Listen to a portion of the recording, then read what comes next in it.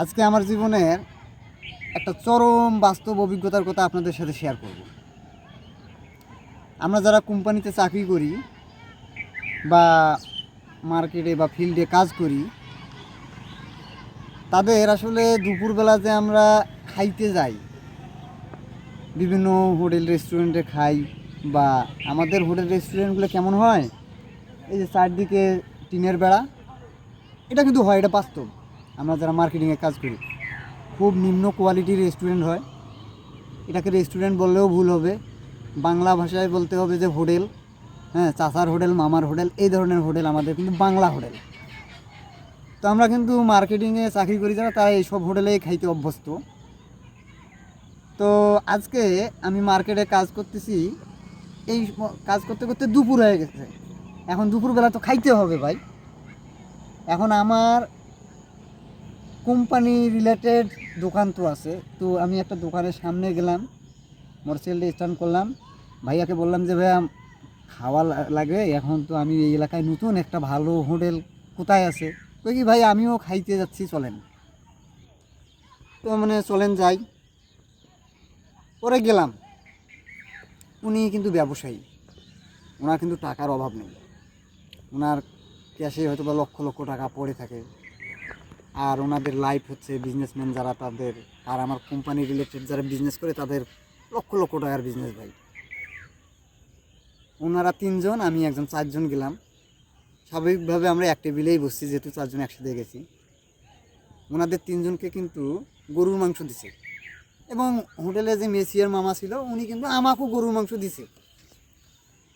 আর আজকে কিন্তু ওনার সাথে আমার প্রথম পরিচয়, আর প্রথম পরিচয়ের দিনেই কিন্তু মানুষ মানুষকে খাওয়ায় না, আর তার কাছ থেকে খাওয়াটা আশা করাটাও একটা বোকামি।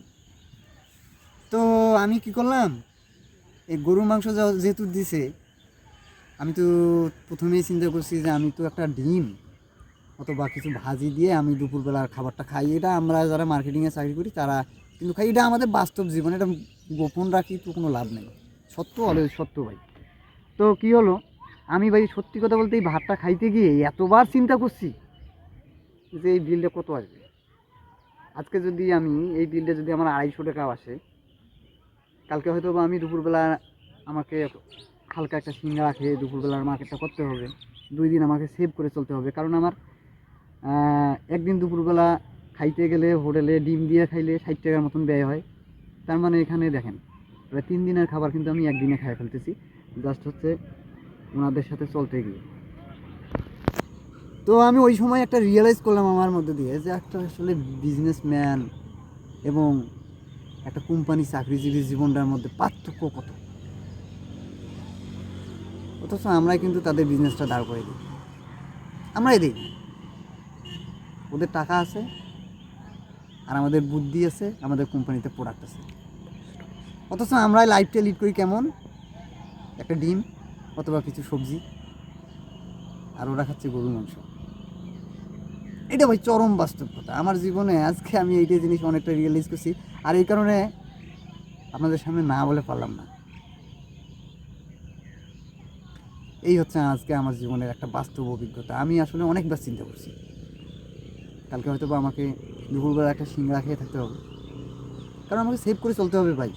না হলে তো মার্কেটে আমার ফ্যামিলি আছে, বাসা ভাড়া দেওয়া লাগবে, কোম্পানি থেকে যা পাই, হ্যাঁ, এটা দিয়ে বাড়িতে ফ্যামিলি চালাইতে হবে, অনেক কিছু বিষয় আছে ভাই। এটা আমাদের যারা প্রত্যেকটা কোম্পানির সেলস অফিসার থেকে শুরু করে কর্মী যারা আছে, তাদের প্রত্যেকের এই অবস্থাটা কিন্তু সেম। আমাদের বাড়িতে যদি অসংখ্য টাকা পয়সা থাকতো, তাহলে আমরা কিন্তু মার্কেটিংয়ে চাকরি করতে আসতাম না।